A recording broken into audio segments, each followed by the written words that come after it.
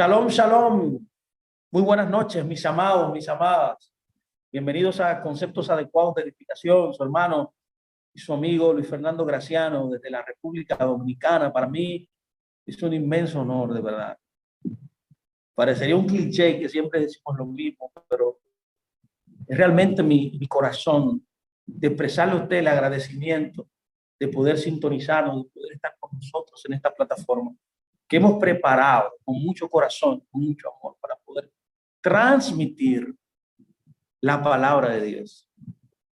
Yo espero que este tiempo sea de bendición. Hoy un tema extraordinario. Estamos iniciando un nuevo mes, el primer mes del año, llamado Aviv, también llamado Nisan, donde en 14 días, en 12 días celebraremos la fiesta de Pesaj. Y por eso que queremos hoy compartir con usted los principios más importantes de Pesaj. Así que yo quiero que usted me ponga mucha atención, por favor, tome nota.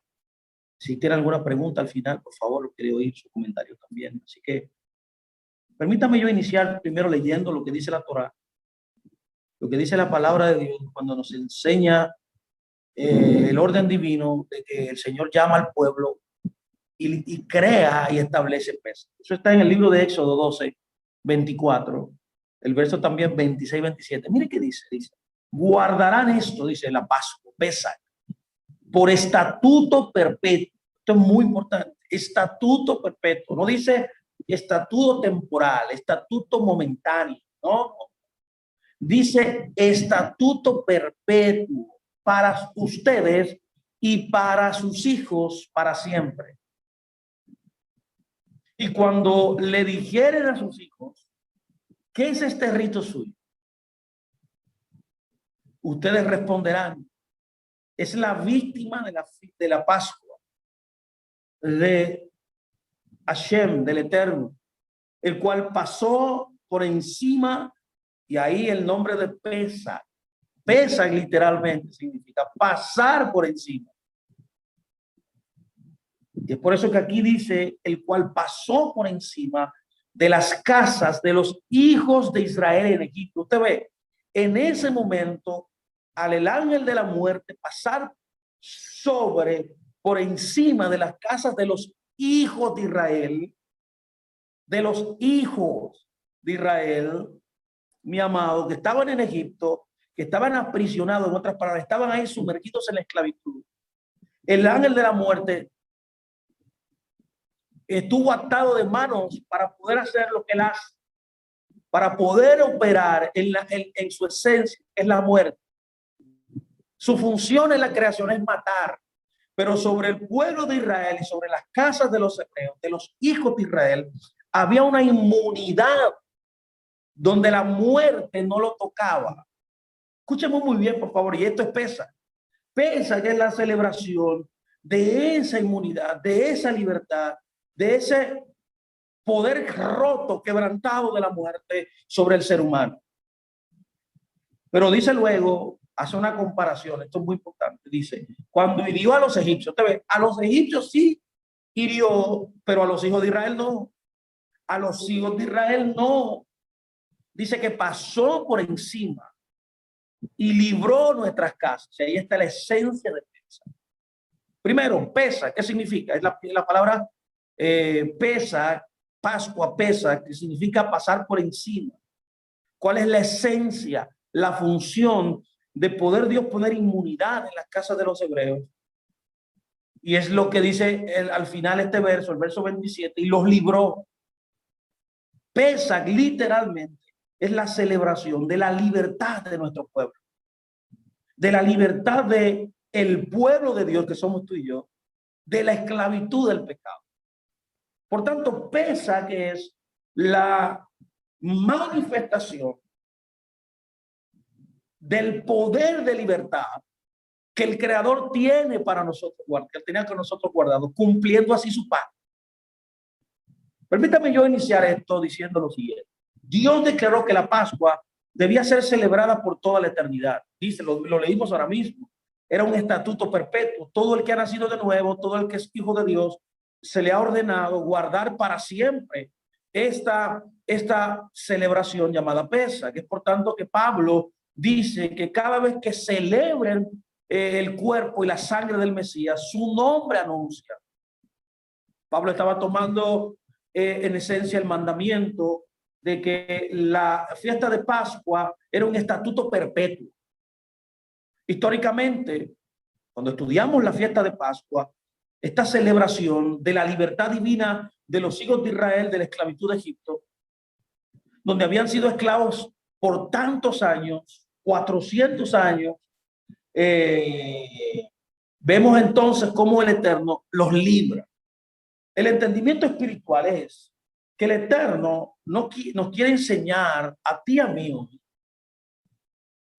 que Egipto era la representación del mundo, la representación del pecado, la representación de la idolatría, la representación de los dioses falsos, de las religiones falsas, de los entendimientos falsos. Es un tipo de el reino de las tinieblas. Egipto es el sistema fuera del Eterno que vive el ser humano. Su gobierno, representado en el faraón, es un tipo, como dije, del Satán, de la inclinación al mal, de la esencia humana de apartarse del Creador, de la esencia humana, de la inclinación del hombre a buscar lo que quiere, lo que prefiere, conforme a sus sentimientos, conforme a sus deseos. Asimismo, el pecado es la esclavitud a la que el pueblo estaba sometido. Esa esclavitud, que era histórica, representa espiritualmente el pecado que nos asedia, el pecado que nos persiste, la violación de la Torá, la violación de la palabra de Dios. Cuando uno vive de acuerdo a los deseos del mundo. Podemos también notar que históricamente los hijos de Israel fueron libertados de la esclavitud de Egipto luego de poner la sangre del cordero en los dinteles. Dice en las puertas de las casas, dice la escritura. En un sentido espiritual, este concepto, este es un cuadro, una tipología del Mesías, mis amados. La sangre derramada es una tipología de la expiación de nuestro Mashiach. Y como aquellos que creen en él, y yo sé que cada uno de nosotros que está aquí cree en él fervientemente, los que creemos en él somos libertados en consecuencia de la esclavitud, del control, del poder en nuestras vidas, del reino de las tinieblas. Es importante señalar que en el principio de la creación Dios estableció un orden que nos enseñaba que el hombre fue creado para gobernar. Pero ¿cómo el hombre gobernaba? Gobernándose a sí mismo.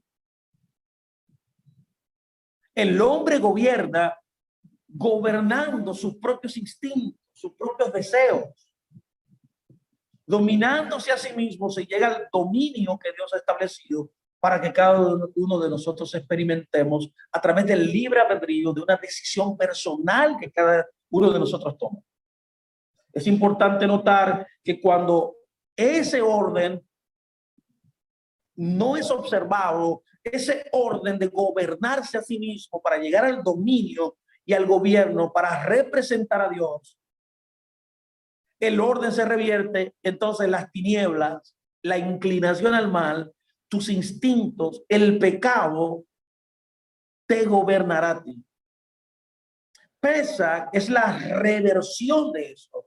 Pesach es el tikkun, la reparación, como se enseña de este concepto hebraico de tikkun, del pecado que gobierna al hombre luego de que el hombre transgrede los límites que Dios le había dado.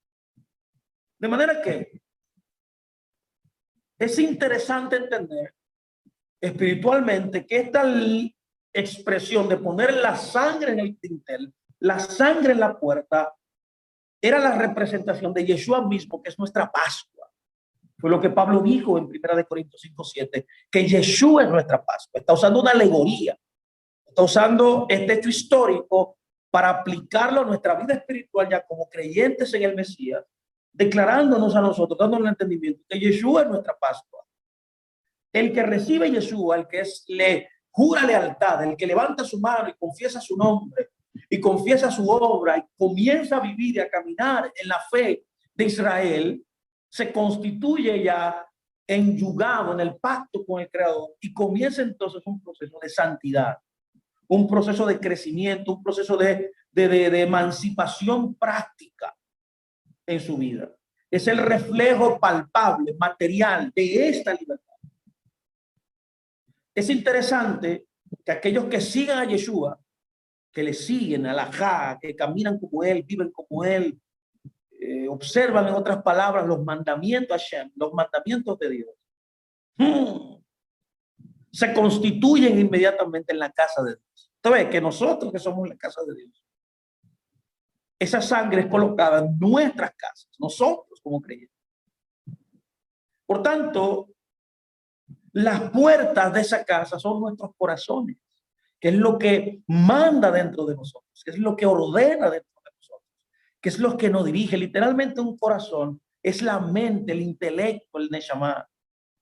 Por tanto, al poner nuestra emuná en él, al poner nuestra fe en la sangre derramada, él inmediatamente, nuestra Pascua, él nos conecta a ser libres, nos conecta a poder comenzar a experimentar en nuestra vida la emancipación, la libertad de la esclavitud del pecado.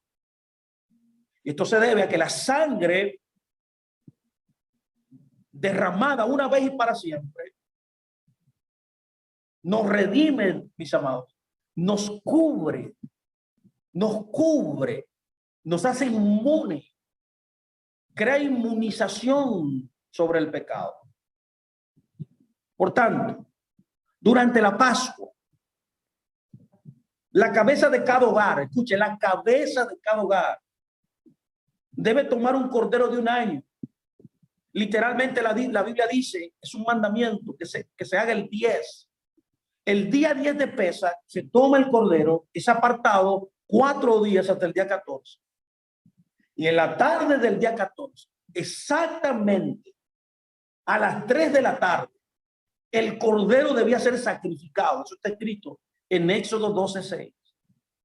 Luego, esta sangre de este cordero debía ser rociada en el dintel y en los dos postes de la casa de cada hogar.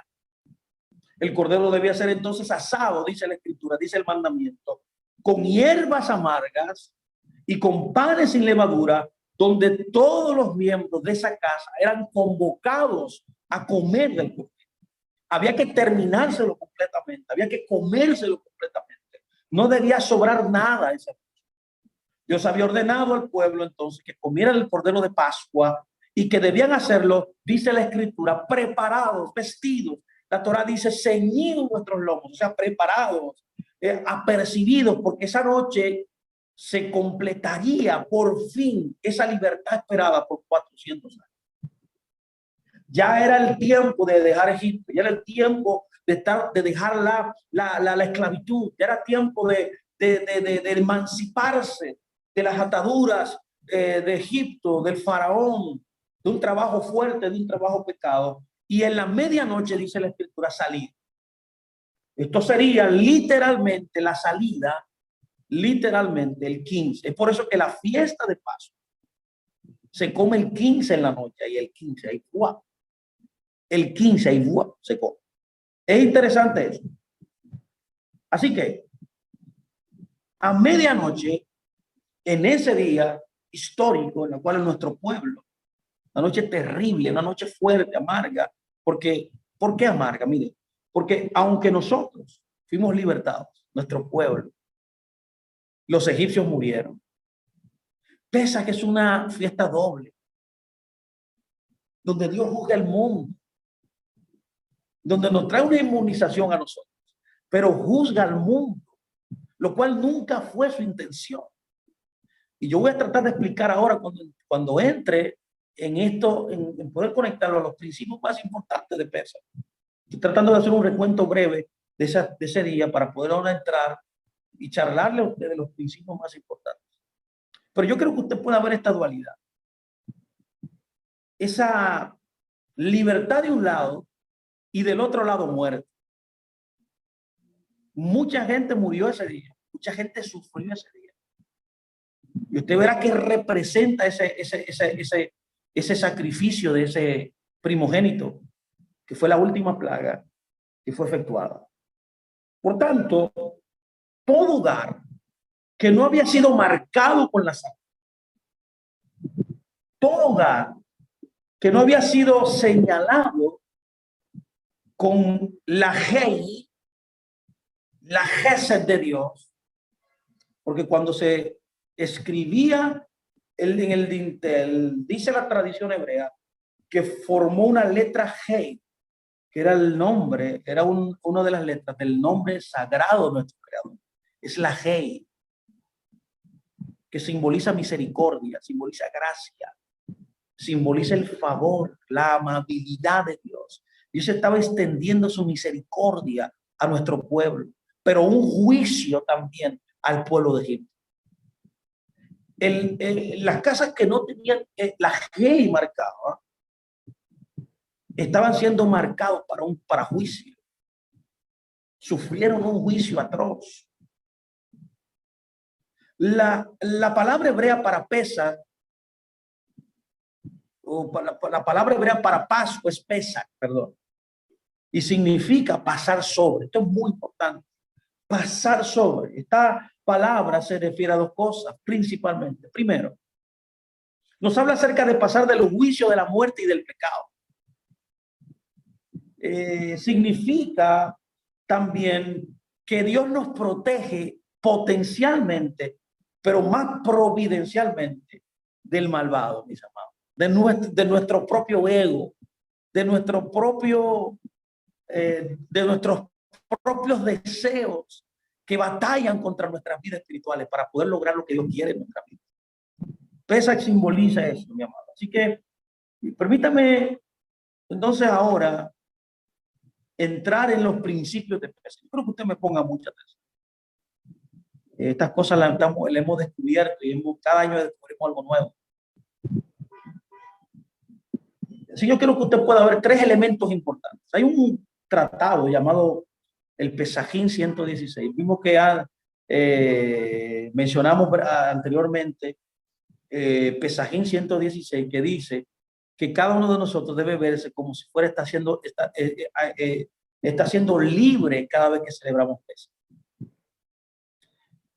Un verso más adelante en el tratado Pesajín 17a del Talmud y en la Agadá, o sea, en el recuento de Pesaj, dice algo importante que yo quiero tomar hoy como premisa para poder comunicar estos principios de Pesaj. Dice, el rabino Gamaliel enseñó, ¿quién nos explica? No, perdón, lo dije mal. Voy a volver. Lo enfaticé mal. Dice, Rabí Gamaliel enseñó, quien no explica tres asuntos en Pesaj no cumple con su obligación. Y ahí lo cita y dice, primero, el cordero pascual.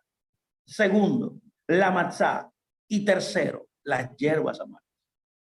Mire, yo me quiero centrar hoy en estos tres principios. De todo Pesaj, de todo el ceder, y siendo el ceder, significa, esta palabra ceder significa orden. Este ceder de los pasos que se hacen en Pesaj es el punto central de toda la celebración. De todo lo que se hace en esta temporada, el ceder que se celebra esa noche es lo más importante. Ahora, durante ese ceder hay tres principios primordiales y son estos que me acabo de mencionar, que están mencionados también gracias a este tratado que nos revela esta gran verdad. El Pesajín 117 dice que los tres principios más fundamentales son el cordero de Pascua, la matzá y las hierbas amargas. Vamos a estudiar esto. Esto es muy importante. La pregunta sería, ¿por qué son estos tres elementos muy importantes? Entonces sería una buena pregunta. ¿Cómo se define la naturaleza de esta fiesta? Otra característica interesante que hay que tomar en cuenta para poder avanzar aquí es tener enfocarse en la mentalidad de que esa noche, que hay dos Pesaj, no uno solo. ¿Me explico? Hay dos. Primer Pesaj, el Pesaj que se celebró en Egipto. Luego, todos los Pesaj, incluyendo el que vamos a celebrar ahora, 27,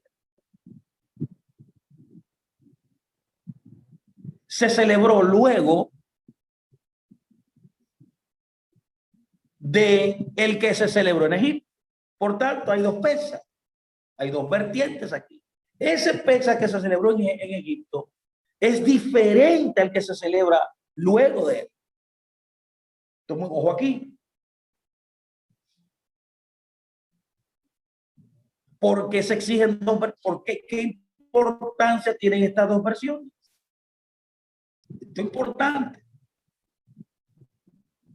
Y aunque estamos obligados todos nosotros a verlo, que fuimos redimidos de Egipto, sí, estamos obligados cada vez que celebramos esta fiesta, vernos que hemos sido libertados de Egipto, como si fuéramos libertados ese mismo día de Egipto, cuando alegóricamente hablando. También debemos reclinarnos también ese entendido en la fiesta. Celebramos la fiesta, comemos matzá, comemos el matzá reclinados y tomamos las copas de vino, 4 copas de vino, para expresar nuestra libertad. Y aunque todos seamos sabios y aunque todos conozcamos la Torá, esta historia profundamente, seguimos estando obligados, y es un mandamiento, recontar eso. Ahora la pregunta sería, ¿por qué cada Shabbat hay que oír el éxodo? ¿Por qué hay que 30 días antes, todo el hijo de Israel, todos los que están adoptando este estilo de vida de la Torá, cada vez que viene Pesaj, 30 días antes, nosotros debemos leer, estudiar el relato, los principios? Esto es muy importante, que aunque lo sepamos en ordena, léelo de nuevo, incluyendo en la misma celebración. Uno de los pasos del ceder de Pesaj es recitar la salida del éxodo. ¿Por qué? ¿Cómo podemos aprender más si ya conocemos esta historia al dedillo? Aquí está el reto. Yo cada vez que leo esto aprendo más, cada vez que releo y releo el relato de Pesaj, aprendo más y más y más, como esto que voy a tratar de comunicarlo hoy.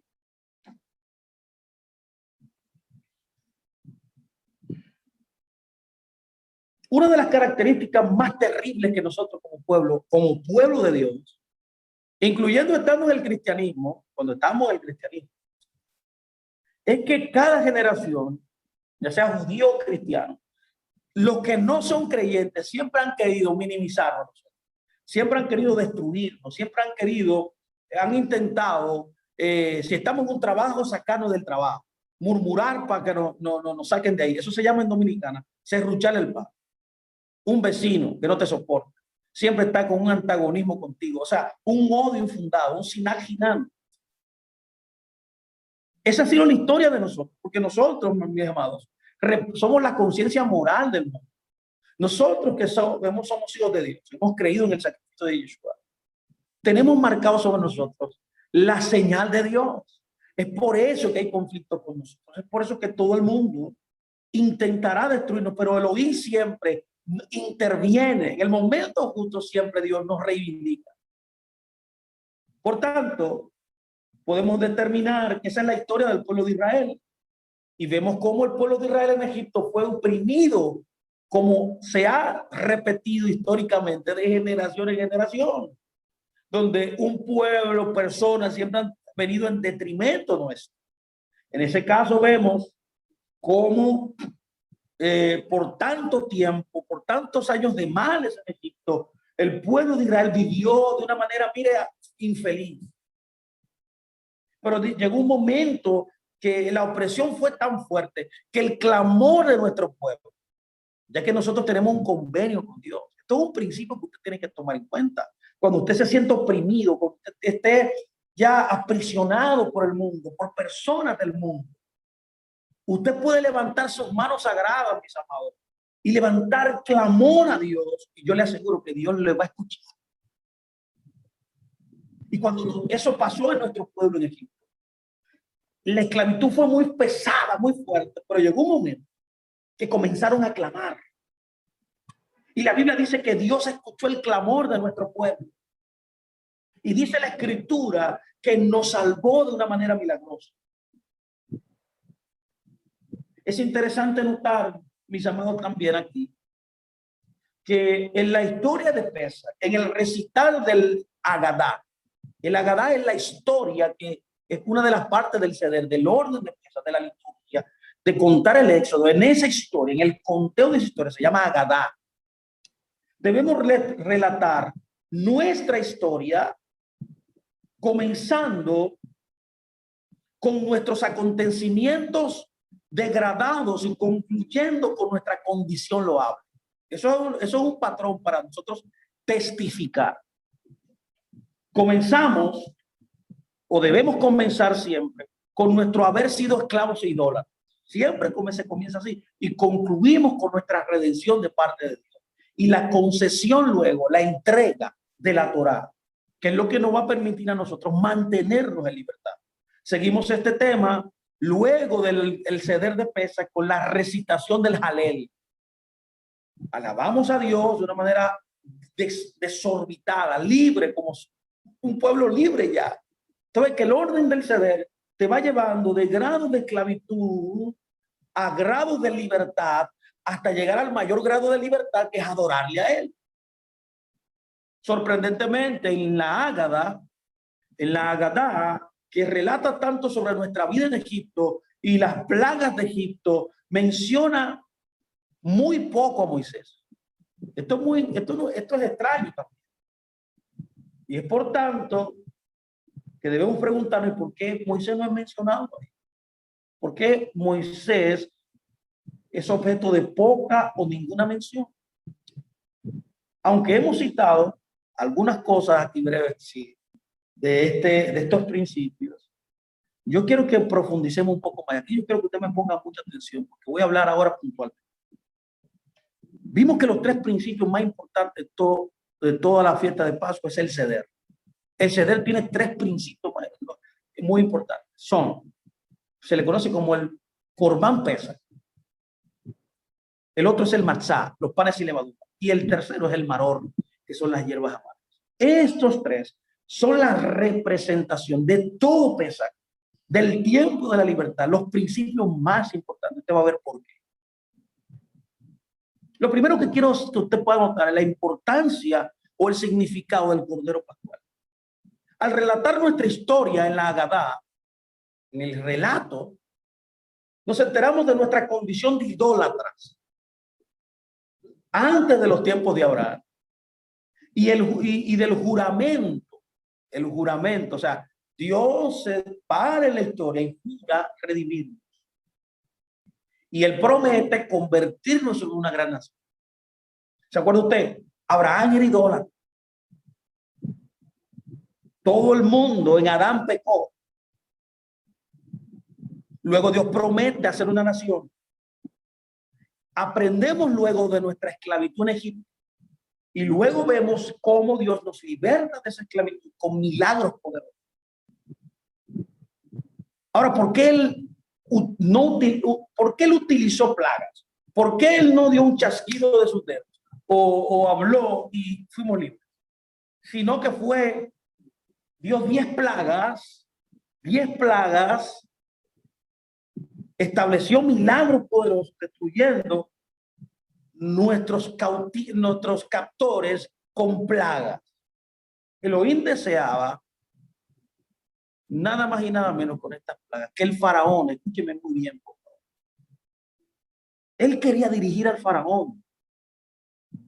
¿A qué?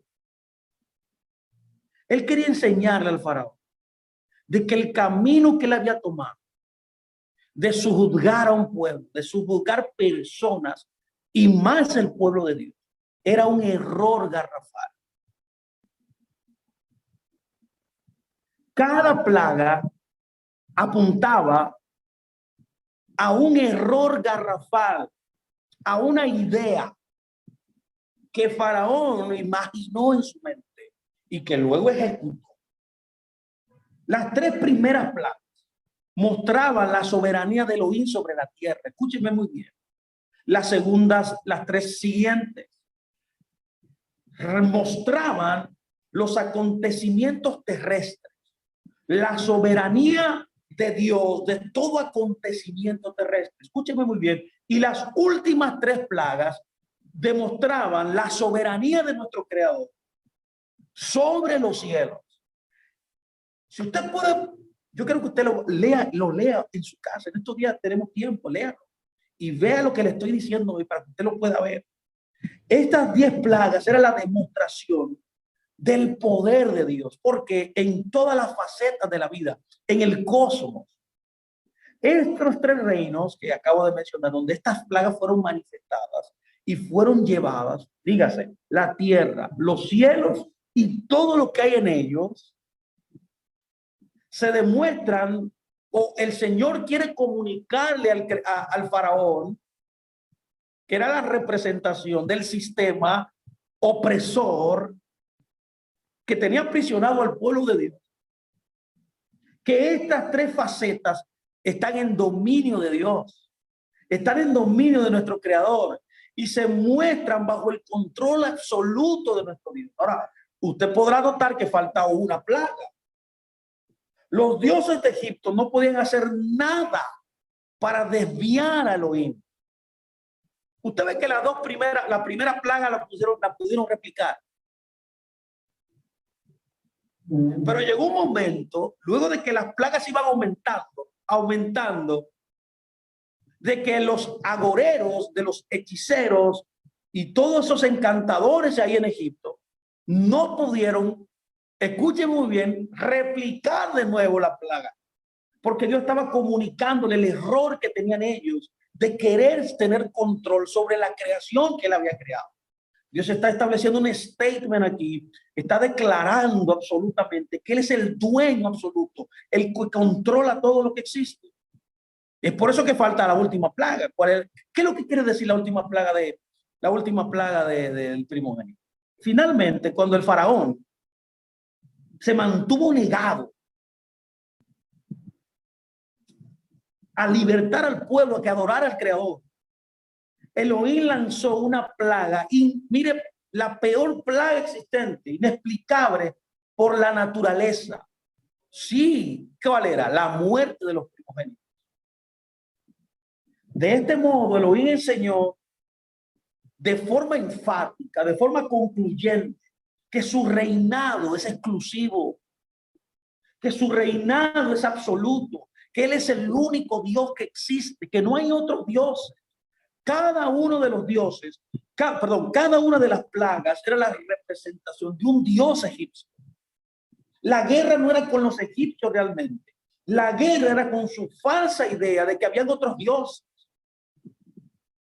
Era la teomaquía o la lucha de poderes entre dioses creados por el hombre, por la imaginación del hombre, lo que se constituye en idolatría. Fue de ahí donde Dios saca a nuestro padre Abraham y lo lleva de una transición, de un lugar de idolatría a un lugar donde él viviría libre, rindiéndole culto y honor al verdadero Dios. Una transición, un rito de paso se le llama. Es lo mismo aquí. Dios está tratando de decirle a Faraón, mira, no, yo soy el dueño absoluto de todo, yo domino sobre todo.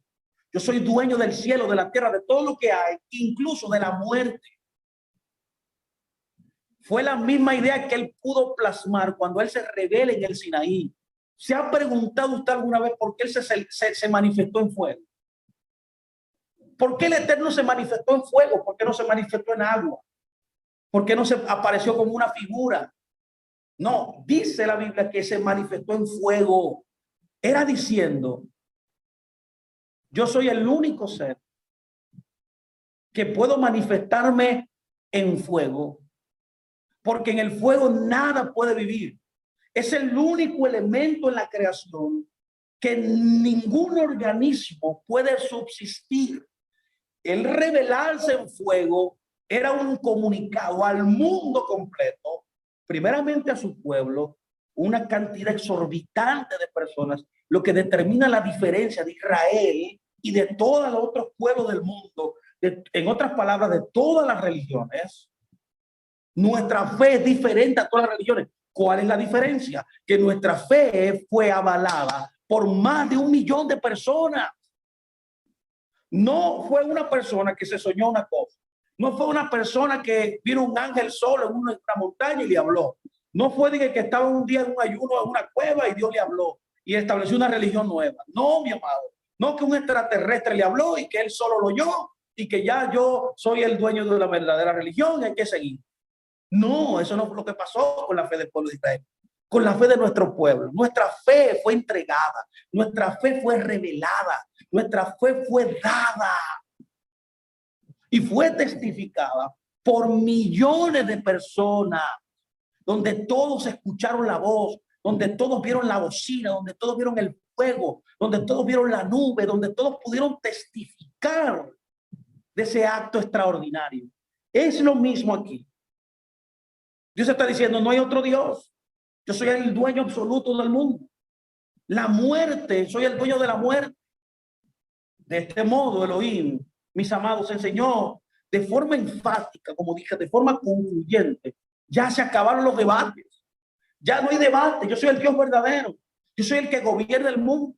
Yo soy el que creó todo. Y solo yo controlo todas las leyes de la naturaleza. Sí, yo estoy por encima incluso de las leyes de la naturaleza. Y ahí es que los científicos todavía no se les ha revelado este dato.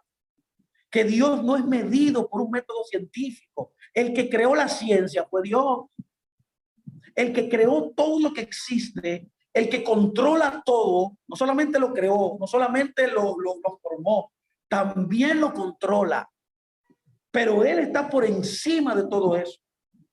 En otras palabras, ningún reino, ninguna esfera, ninguna entidad está fuera del control de Él. Esta es la declaración aquí. Aprendemos entonces de nuestra esclavitud en Egipto y del defecto central de nuestros opresores. Nuestros opresores, cada opresor que siempre nos tiene aprisionados, que siempre quiere aprisionarnos, porque la religión egipcia es una religión de poder, pero la religión de nuestro Dios es una relación de pacto, una relación personal, íntima con sus hijos. Es diferente. La otra quiere oprimir, la otra quiere sucar, la otra quiere obligar, pero el Eterno quiere libertad.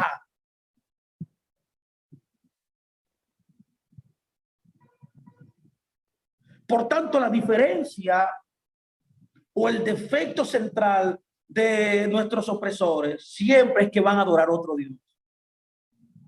Aprendemos cómo entonces Elohim, nuestro Dios, mis amados, de aquí, a través de esta de Pesa, nos ofrece al hombre la verdad antes de acertar el golpe final. En otras palabras, de él intervenir literalmente. Él da oportunidad, él quiere mostrar, él quiere ir dando paso por paso para que tú vayas entendiendo. En el caso de Faraón, él no entendió. Se fue obstinando más y más y más y más y más, hasta que ya al final ya tuvo que Dios dar el golpe final que vino y trajo el rompimiento para que nuestro pueblo fuera. Para tener derecho a la libertad y aceptar una Torá del verdadero Elohim, debemos entender a qué se refiere Elohim, a qué se refiere nuestro Dios. Si asumimos el significado egipcio, no merecemos la redención. Escuche muy bien. Si usted entiende o asume el significado egipcio de la Pascua, usted nunca experimentará liberación. Por lo tanto, Elohim ordenó nuestro sacrificio de la deidad egipcia. Escuche bien, el Cordero Pascual. El Cordero Pascual era una deidad egipcia. El ordenar sacrificar un cordero era diciéndote y diciéndome y diciéndole a nuestro pueblo: renuncien a Egipto. Solo a través de este sacrificio, escúcheme bien, negamos al falso Dios y afirmamos, declaramos, aceptamos al verdadero Dios. Y es por eso que al hacer esta negación, al renunciar a esta deidad, ganamos nuestra liberación. de una existencia amarga a comenzar a saborear, a gustar la libertad.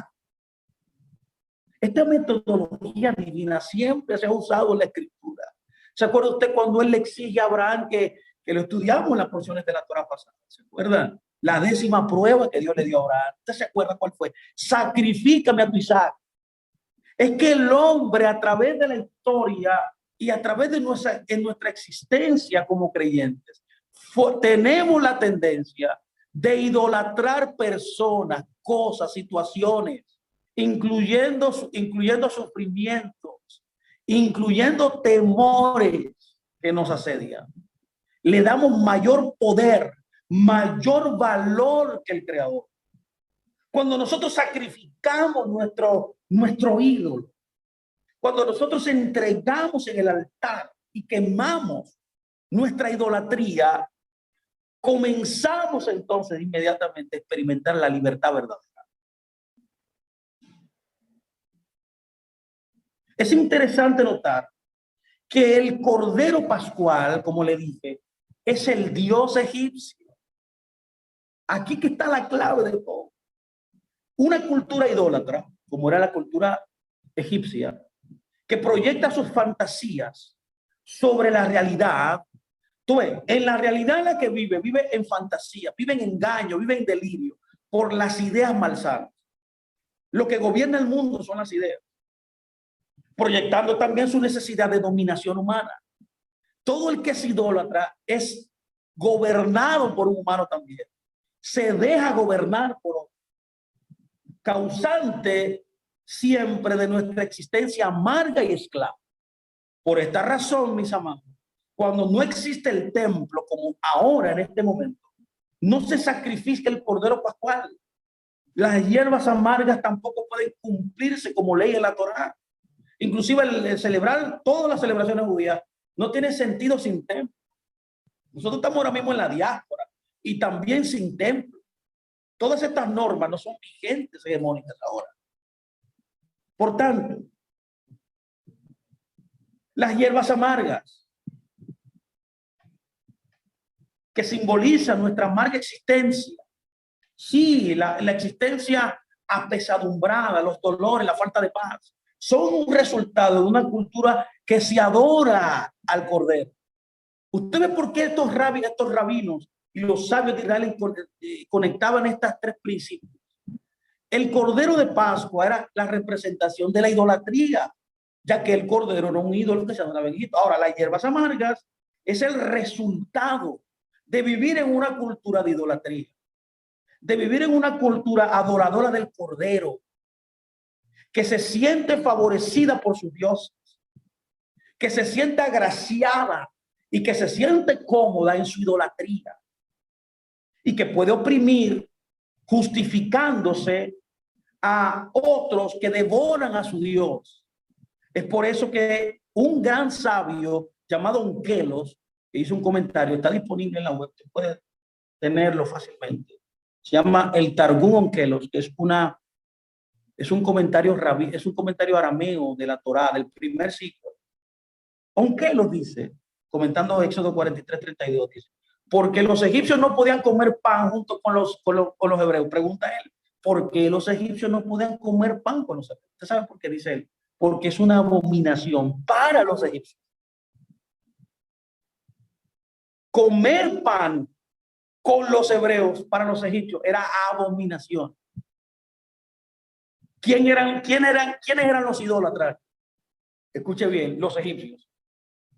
Todo el que está sumergido en idolatría siempre encontrará al que está buscando el verdadero Dios.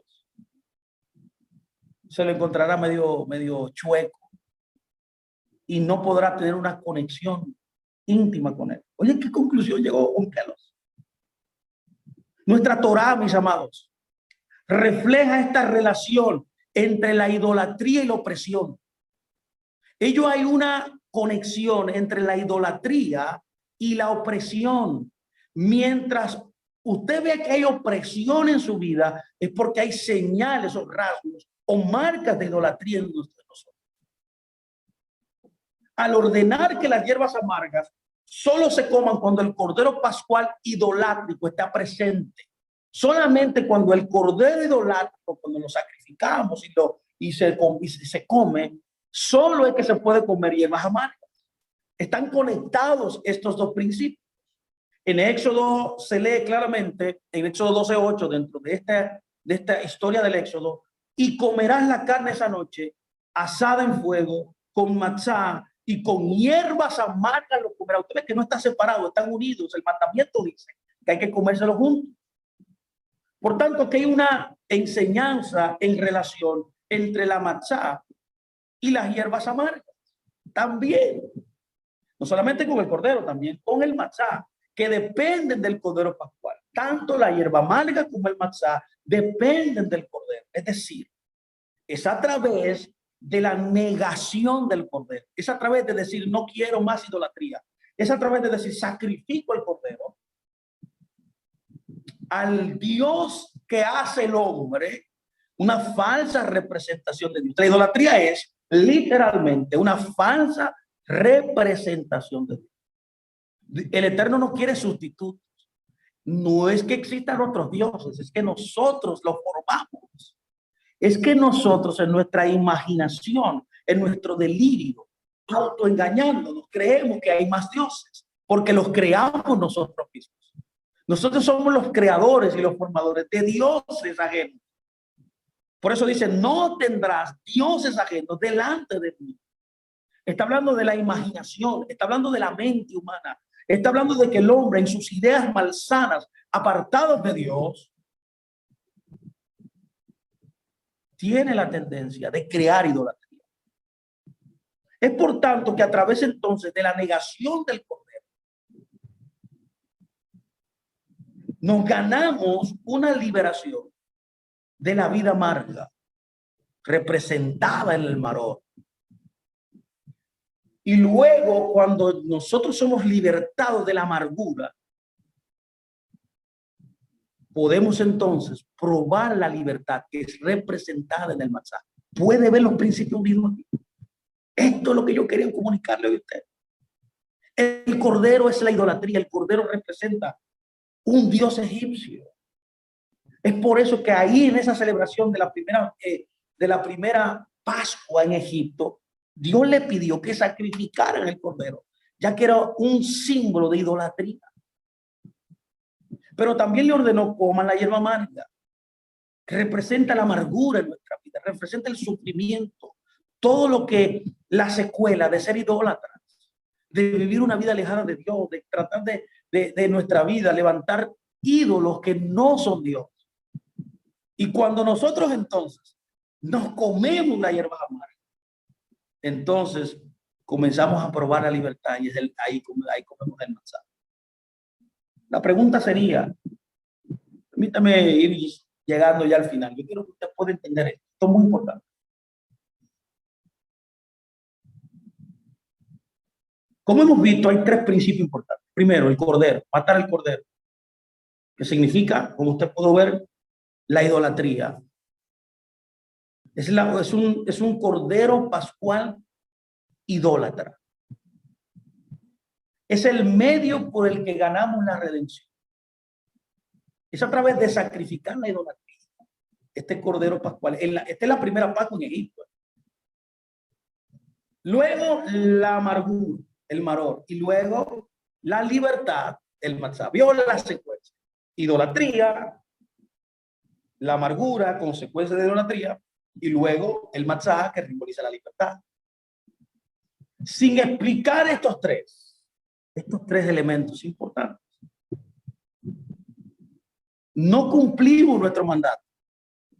Eso es lo que se refería el rabino Gamaliel cuando declaró ahí en el Talmud esta frase. Que si no entendemos esta conciencia de eso, cada vez que vayamos, cada celebración de Pesaj,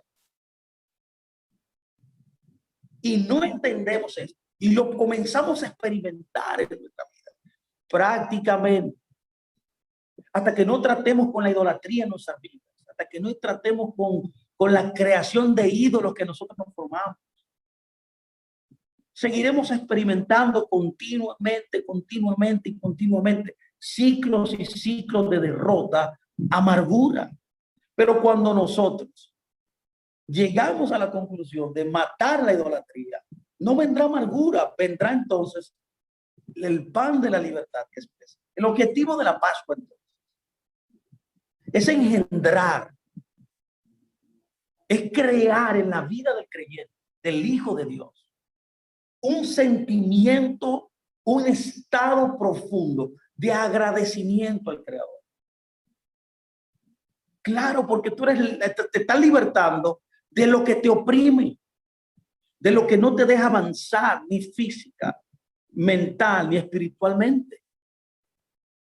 Cuando hay algo que te aflige, que te amarga, que te coarta, para no crecer en los niveles que Dios ha establecido, son obstáculos en el camino.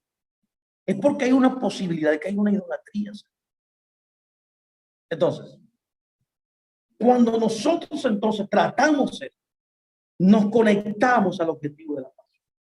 Y es comenzar a ver, a formar, tener una conciencia en nuestras vidas, un estado de agradecimiento. Esa quiere generar en ti agradecimiento a Dios. ¿Por qué? Porque nos sacó de Egipto, nos sacó de este ciclo, de este cuadro que yo le acabo de explicar. Nos sacó de la Pascua de Egipto, nos sacó de estar conectados a la idolatría, al sufrimiento también, la amargura de las hierbas amargas, de la opresión a causa de la idolatría. Y nos transportó a la tierra, al elemento espiritual de libertad que es el matzah. Nos sacó de Egipto, en otras palabras. Nos libertó de esta vorágine constante en nuestras vidas. Elohim transformó nuestra nación esclava en un pueblo libre, en un pueblo digno, como él pensó con Adán cuando creó, que le dio dignidad, lo hizo a su imagen y semejanza. Un pueblo que recibió luego las leyes de Dios. Entonces, que luego de que él lo libertó, lo llevó al desierto, duraron 3 meses en el desierto, lo llevó a la montaña y ahí le entregó la Torá. No solamente lo liberté, ahora le doy la libertad práctica para que cuando lleguen a la tierra que yo es para ustedes, tierra de productividad, de luz fluye leche y fluye miel, ustedes puedan vivir en libertad, vivir en libertad. Elohim transformó todo el escenario de nuestra existencia.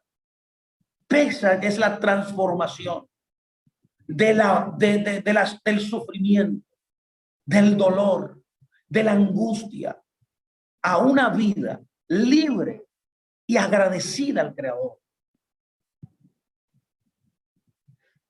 Es importante entonces que tenemos que enfatizar esta constante y crear nuestro verdadero sentido de agradecimiento. La Pascua es la única fiesta que posee 2 formas en la Escritura. Todas las otras fiestas tienen una sola forma. La única que tiene 2 formas es la fiesta de Pesaj. Es lo que he tratado de hablar hoy, la Pascua egipcia y todas las Pascuas anteriores. Lo que Dios quiere comunicarnos a nosotros en la Torá es que luego de esta primera Pascua, la intención que él tenía era que cada vez que usted celebrara Pascua, usted estuviera experimentando todo lo que nosotros estamos diciendo. El objetivo entonces de estas 2 fiestas es resaltar este mismo contraste, mis amados. Primero, de haber sido esclavos y segundo, de nuestra libertad actual. Oh, somos libres, mi amado. El gran pensador hebreo llamado Rafael Hirsch afirma la razón de la Pascua egipcia. Él dice, debíamos centrarnos en nuestra actual esclavitud, comiendo pan de pobre y hierbas amargas y sacrificando el cordero, para ser contrastados de repente con la rápida salvación de Elohim. Wow, oye, ¿qué dice él? En otras palabras, debemos darnos cuenta de que no hemos sido, no de que no hemos hecho nada para provocar nuestra salvación, sino que la salvación que nosotros experimentamos, por tanto también la libertad que experimentamos, fue solo Elohim que la concedió. Este contraste es el aspecto clave de la Pascua, porque solo a través del contraste de la esclavitud a la libertad, de ser transicionado, de ser pasado, de ser un pueblo esclavo, oprimido, a vivir en libertad, podemos sentirnos agradecidos por Dios, que es el producto final de la esencia de todo lo que es pesa. Vivir agradecidos, ser agradecidos del Creador, vivir contentos y dichosos de toda nuestra vida, no importando lo que nos pase. Por eso la Pascua es la única fiesta con dos versiones, ya que la fiesta es una de las que se centra en el contraste de la esclavitud a la libertad, para engendrar nuestro agradecimiento. Por tanto, nos recostamos en el ceder para embellecer la libertad, para darle un toque jocoso, por así decirlo, de alegría al ceder. Y contamos nuestras tragedias seguidas de nuestros éxitos, ofreciendo un nuevo contraste, una nueva posibilidad y poder mostrar y liberar el agradecimiento por el bien que Elohim nos ha concedido a todos. Esto explica por qué estamos obligados a considerarnos como si hubiéramos sido redimidos de Egipto cada vez que celebramos Pesaj. Es interesante notar que el matzá, como dice Gis, nos recuerda el pan del pobre. Él dice el pan del pobre. Aquí hay un elemento importante. Pero también enseña la salvación de Dios. Por eso, aunque no hay templo y no se puede traer el sacrificio, a pesar de la ausencia del medio para nuestra redención, que es el asesinato del dios egipcio, de Faraón, podemos seguir comiendo matzá. Entonces, el único elemento que queda disponible es el matzá. En la realidad que estamos viviendo hoy, el matzá encarna el objetivo de la Pascua. Por consiguiente, o por supuesto, carecemos de la imagen completa, retratada de la triada de Pesaj, que es el cordero, es el matzá y el manor. Son los tres principios importantes que yo quería hablar en el día de hoy. No obstante, el objetivo del matzá de Pesaj, que es la redención. Por eso Pesaj, que es el tiempo de nuestra redención, se le conoce como el tiempo de nuestra liberación, el tiempo de nuestra libertad. Por tanto, este elemento nos podría mantener a nosotros por sí solo. Comer matzá ya nos mantendría a nosotros inmunizados y libres. Tan significativo, tan importante es el objetivo de la libertad. Yeshua mismo lo enseñó. Si Yeshua los libertara, verdaderamente serían libres. ¿Cómo es la libertad que él dice? Cuando usted es agradecido. Esta es la moraleja aquí. Cuando usted es una persona agradecida en su vida. Cuando usted no está apesadumbrada por lo que otro tiene y lo que le falta a usted. Cuando usted vive contento, no importando la situación que usted vive, no importando las necesidades que usted tenga, ya Dios ha hecho una obra importante en usted. Este objetivo está encarnado en el matzá. Es por eso que la Torá nos ordena en matzá de nuevo, que seamos un matzá nuevo por sí mismo.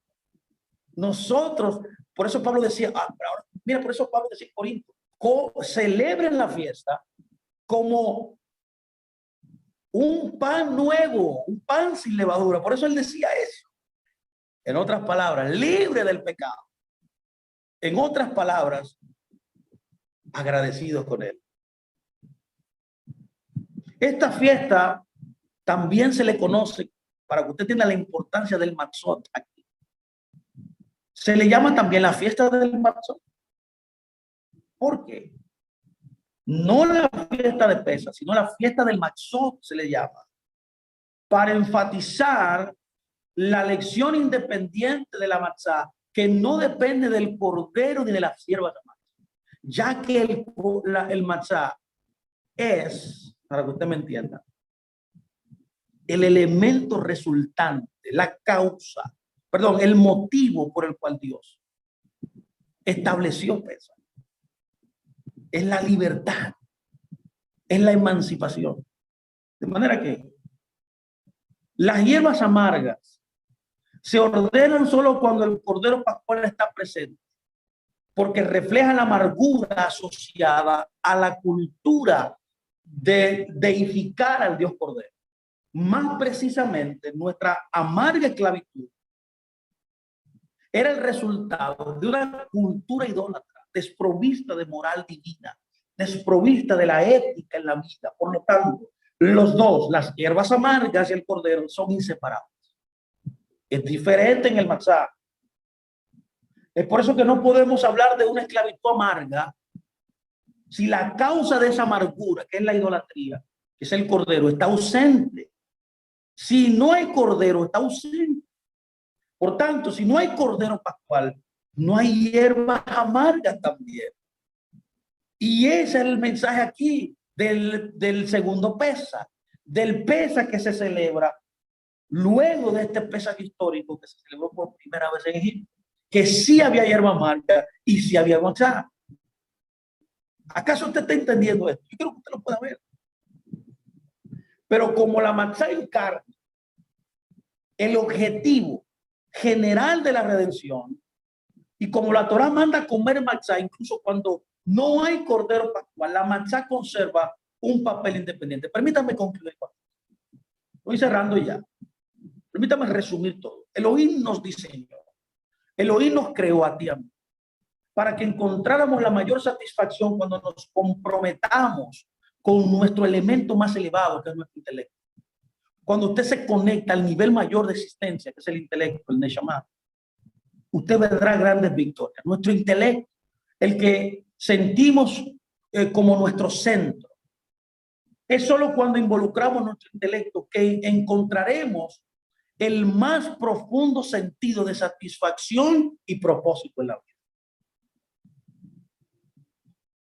Por esta razón, Elohim nos libertó de la esclavitud egipcia, nos sacó de la opresión con el objetivo de darnos la Torá, el elemento central que nos mantiene en libertad, independientemente de nuestra situación.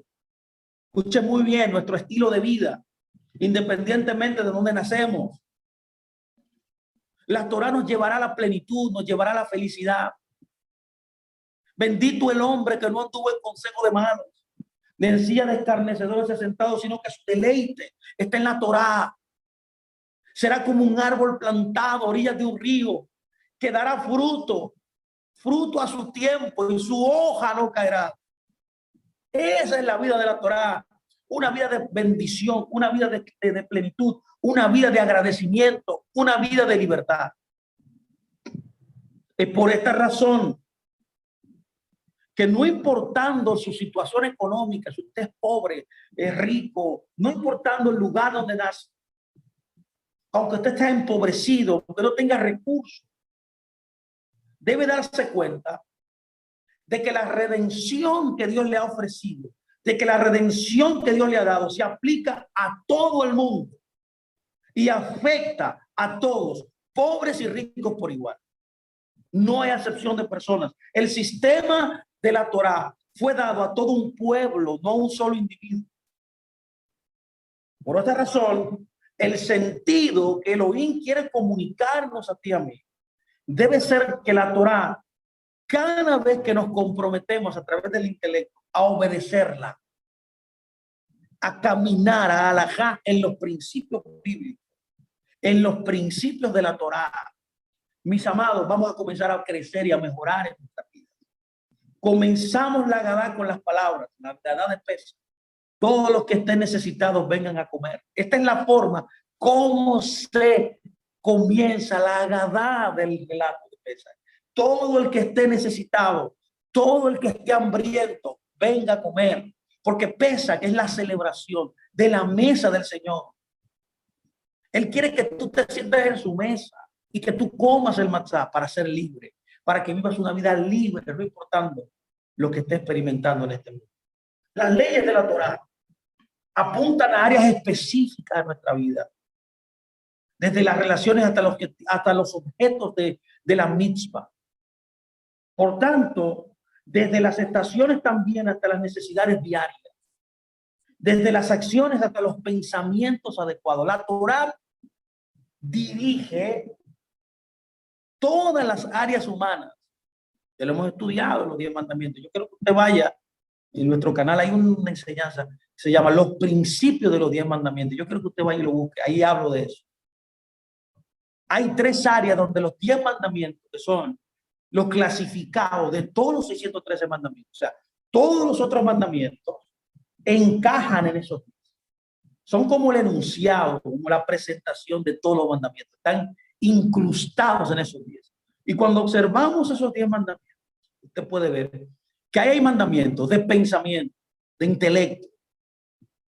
Hay mandamientos del habla y hay mandamientos que regulan las acciones humanas. 3 dimensiones, las 3 dimensiones de la existencia de cada ser humano. Ahí están recogidas. Dios quiere darte a entender que cuando comes Pascua, cuando comes el pan de la libertad, Dios quiere redirigirte a la memoria el sentido general de apreciar a Dios. Por tanto, a través de todas estas leyes, la Torá que Él nos ha dado, la Pascua, nos lleva a reconocer, mis amados, que Elohim, el Dios verdadero, nos creó y no solamente nos creó, nos cuida, no solamente nos cuida, nos protege y no solamente nos protege, sino que también nos gobierna con su intervención y con su regalo llamado Torá. No se le puede olvidar a ustedes cuando usted se sienta el 27 en la mesa del Señor, que esto venga a memoria. Solo siguiendo la ley, la Torá, solo conectándose a la filosofía de vida de la Torá, llegaremos a estar literalmente contentos, literalmente agradecidos de Dios, agradecidos de toda nuestra vida. Y con este pensamiento, permítame bendecirlo. Y les deseo, mis amados, que el viernes, que el Shabbat, no este Shabbat, el próximo, que celebremos Pesach, que celebre tenga un gran tiempo. Tiene 12 días todavía para seguir estudiando, repitiendo estos principios importantes. Que el Eterno me los bendiga, mis amados, y que los guarde, y que haga resplandecer su rostro sobre todos ustedes. Shalom.